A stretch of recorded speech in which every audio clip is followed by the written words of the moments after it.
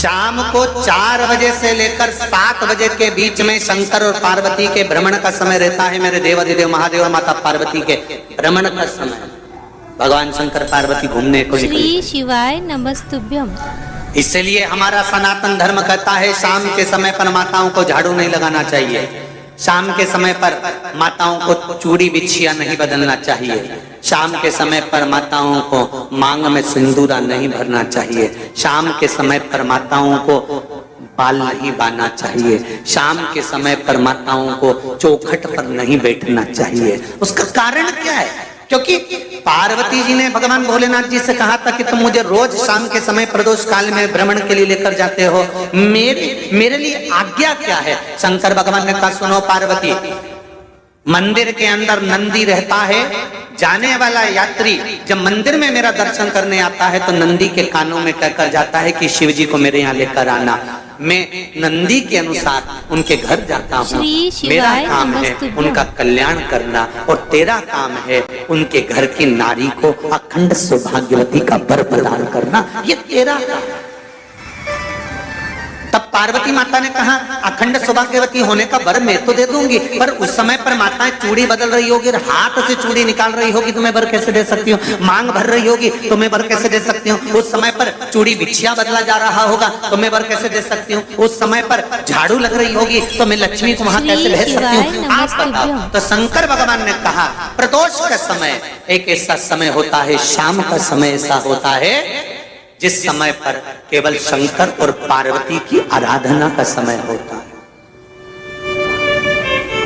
हम तो कई लोगों से कहते हैं अगर आपके यहाँ संपदा नहीं आ रही है, बहुत मेहनत कर रहे हो, फल नहीं मिल रहा, कहीं नौकरी, कहीं सर्विस या कहीं व्यापार या व्यवसाय में कहीं तकलीफ आ रही है, हम सबसे कहते हैं शाम का समय पकड़ लो, शंकर जी के मंदिर में दिया लगाना प्रारंभ कर दो।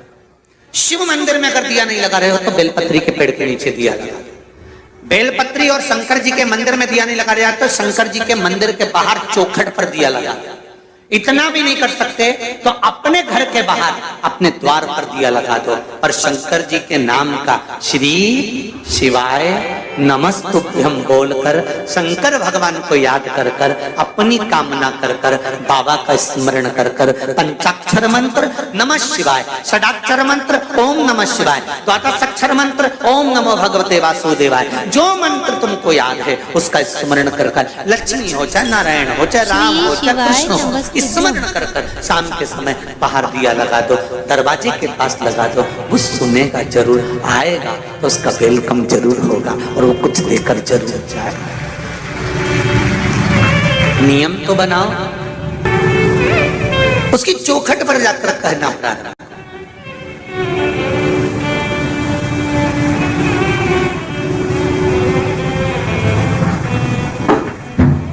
बृहस्पति महाराज ने कहा कि शाम का समय जो प्रदोष का समय होता है उस समय पर इंद्रदेव तुम शंकर जी की आराधना करो। शिव आराधना से शंकर जी जो मार्ग प्रशस्त करेंगे, शिव आराधना से जो शंकर जी कहेंगे वो तुम करना। श्री शिवाय नमस्ते। ठीक है, आराधना करी बाबा भोलेनाथ जी।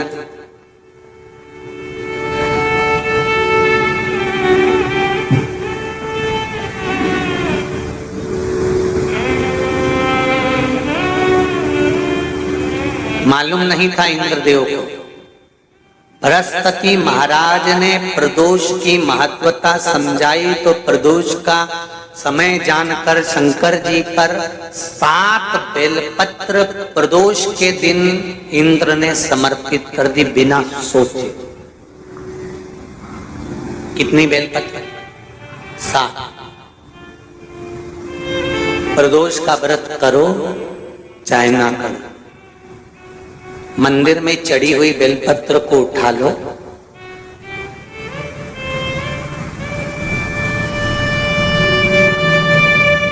बेलपत्र का ब्रह्म कमल बना लो,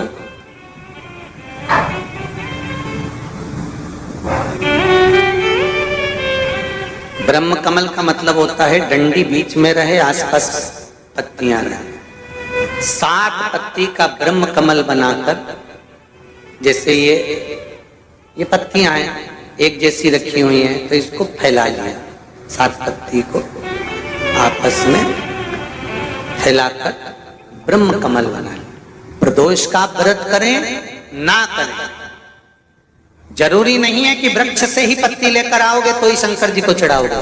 शिव जी पे से श्री चढ़ी हुई शिवाय उठाकर नमस्तुभ्यं। धोकर ब्रह्म कमल बनाकर बाबा से विनय कर कर, हे प्रभु आज मैं इस काम के लिए जा रहा हूं, बाबा मेरा यह कार्य है, बोलकर श्री शिवाय नमस्तुभ्यं बोलकर शिवलिंग पर समर्पित कर दो।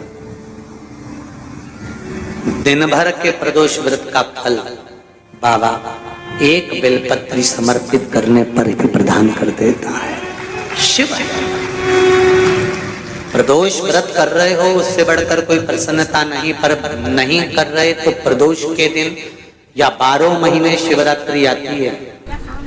अगर आप भी श्री पंडित प्रदीप शिवाय मिश्रा जी की वीडियो नमस्तुभ्यं। देखना चाहते